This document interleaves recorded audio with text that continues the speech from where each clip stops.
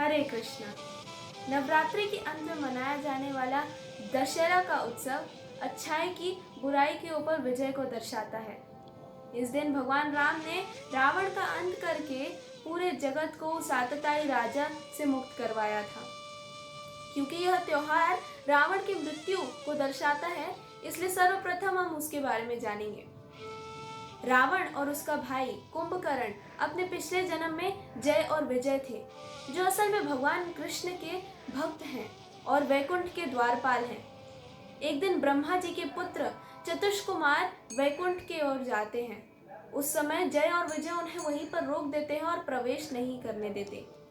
तब वह क्रोधित हो जाते हैं और उन्हें श्राप देते हैं कि उन्हें पृथ्वी पर जन्म लेना पड़ेगा। भगवान श्री कृष्ण अपने दोनों भक्तों पर दया करके उनको यह विश्वास दिलाते हैं कि वह उनका उद्धार करेंगे। जय और विजय इसी प्रकार सत्ययुग में हिरण्याक्ष और हिरण्यकशिपु के रूप में आए, जिनका उद्धार भगवान वराह और नरसिंह अवतार में भगवान नरसिंह ने किया।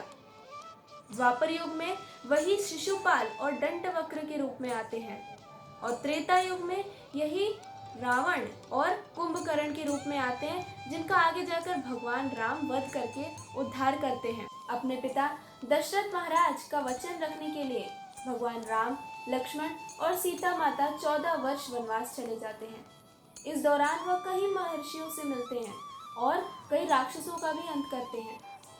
इसी तरह वह अपना जीवन चित्रकूट के वनों में बिता रहे होते हैं। एक दिन उनके पास एक राक्षसी आती है जिसका नाम होता है शूर्पनखा। शूर्पनखा असल में रावण की बहन होती है। वह जैसे ही भगवान राम और लक्ष्मण को देखती है तो उनके प्रति आकर्षित हो जाती है और उनसे विवाह करने के बारे में सोचने लगती है। जब वह श्री राम से ऐसा कहती है तब राम उन्हें मना कर देते हैं, यह कहकर कि वह पहले से ही विवाहित है। इसके बाद वह कहते हैं कि तुम लक्ष्मण से पूछो। लक्ष्मण से पूछने पर भी वह मना कर देते हैं। तब शूर्पनखा क्रोधित होकर सीता माता को मारने जा रही होती है, उन पर प्रहार करने ही जा रही होती है कि लक्ष्मण को क्रोध आ जाता है और वह क्रोध में उसकी नाक काट देते हैं।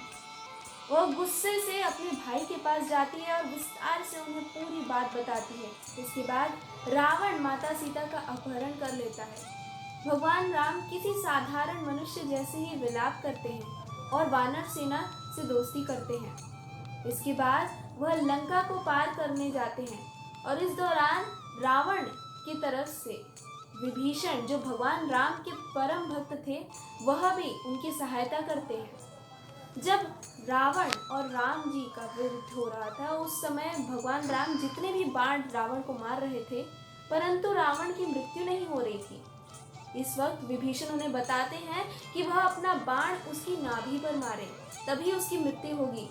इस तरह भगवान राम जैसा विभीषण ने बताया, भगवान राम वैसा ही करते हैं और रावण का वध कर देते हैं। दशहरा के उत्सव से पहले नवरात्रि का त्योहार भी मनाया जाता है। इस दौरान दुर्गा माता ने महिषासुर नामक एक राक्षस के साथ 9 दिन तक लड़ाई की थी। उसी के उपलक्ष्य में नवरात्रि का यह त्यौहार भी मनाया जाता है। दशहरा के बाद आगे जाके दिवाली का भी त्यौहार मनाया जाता है, जब भगवान राम सीता मैया और लक्ष्मण के साथ वापस अयोध्या पहुंच जाते हैं।